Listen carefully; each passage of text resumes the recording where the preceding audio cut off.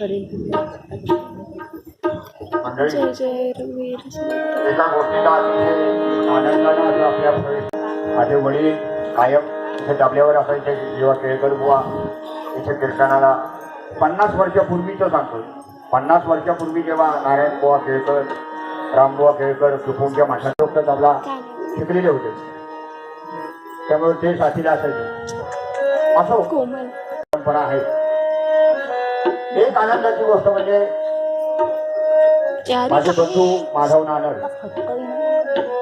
2003 साली गेले आपल्यासोबत आणि 2002 पर्यंत त्यांचं शेवटचं 28 वर्ष, सतत 28 वर्ष. आणि 2003 सालानंतर म्हणजे 3 मध्ये दत्त जयंती उत्सव 3 डिसेंबर मध्ये जेव्हा होणार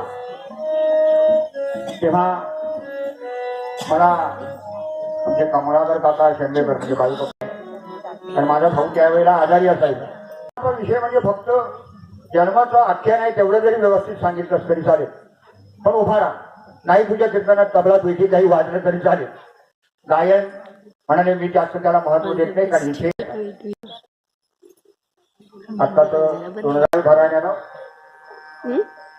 या ठिकाणी नारदीय कीर्तनाची परंपरेमध्ये फक्त 2003 ते 2025 या काळामध्ये माझ्यावरती जो 2015 मध्ये आघात झाला त्या वर्षात फक्त 1 वर्षाची खंड पडली. म्हणजे 52 वर्ष झाली. त्यांनी केलेली 28 वर्ष आणि माझी झालेली 23 वर्ष. म्हणजे खरोखर आनंदाची बाब आहे. आणि ह्या 51व्या वर्षी आज माझ्या घरातले माझे पुतणे माझे बंधू योगायोग आहे. पनवेलवरनं माझे मोठे बंधू आले, सुनबाई आले, मुलगा आलाय तो दुबईला असतो. आता हा एक नातू इथे बसलेला आहे, तो पण चांगला तबला क्लासला तो पुढच्या वर्षीपासून आता तोही तबला वाजायला लागेल. मोठेपणा सांगत नाहीये, पण स्वामींच्या कृपाशीर्वादानं प्रभू दत्तात्रयांच्या कृपाशीर्वादानं आजपर्यंत ही सेवा करत आलो. ह्याच्यामध्ये व्यावसायिक स्वरूप ठेवलं नाही.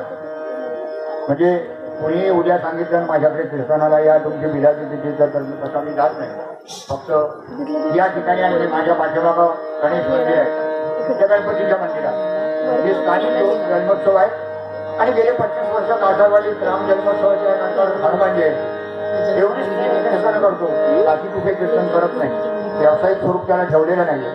तेव्हा यथामती माझ्या अल्पज्ञानात व्यावसायिक स्वरूपात माझ्याकडे असं फळाचं ज्ञान किंवा गुरु करून कीर्तनाचा अभ्यास असं नाही केलेलं. एक जन्मकथाभाग व्यवस्थितपणे सांगता यावा एवढा डोळ्यासमोर हेतू ठेवून त्या महाराजांच्या कृपा आशीर्वादानं मी जी काही सेवा केलेली आहे ती मान्य करून घ्या, काही गोड मानून घ्या. माझ्याकडून केलेल्या सेवेमध्ये मुखामधून यदा कदाचित एखादा चुकीचा शब्द बाहेर पडला असेल त्याची क्षमा करा. आणि इथे समोराची मंडळी उभी आहे, कृपया आरतीला सुरुवात होईल तेव्हा तरी जरा फक्त बाजूला व्हा एवढी अशी तुम्हाला विनंती आहे. आपण श्रद्धेनं दर्शनासाठी आलेले आहात तेव्हा आरतीसाठी थोडा वेळ फक्त सर्वांना सगळ्यांची सेवा होईल आरतीची. बऱ्याचशा ठिकाणी आपण गाणगापूर नसोबाच्या वाडी आरतीला म्हणून जाण्याचा प्रयत्न करतो. आता आपण इथे जन्मोत्सवाला जर आलत आहात तर आरतीसाठी पण 2 मिनिटं थांबा. त्यानंतर आणखी एक महत्वाची गोष्ट, बाहेरच्या बाजूला गेले 3 वर्ष आपल्या सर्वांना या दत्तात्रय जन्मोत्सवाचा प्रसाद मिळावा म्हणून लालू प्रसादाची व्यवस्था केलेली आहे.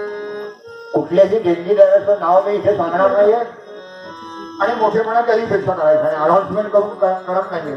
जे स्वामी भक्त काही 2-4 मंडळी आहेत त्यांनी दिलेल्या अर्थसहाय्यातून स्वामींच्या कृपाशीर्वादानं तिथे आम्ही सर्वांना उत्तम प्रकारचा लाडू प्रसाद म्हणून देतो. लाडू आहेत म्हणून इकडून आणि इकडून असं न करता माफ करा, पुढे मनाला लावून घेऊ नका, पण प्रसाद म्हणून तिथे प्रसाद घ्या अशी सर्वांना विनंती. पुन्हा एकदा केलेल्या सेवेमध्ये काही चूक असेल, पुण्यता असेल त्याची सर्व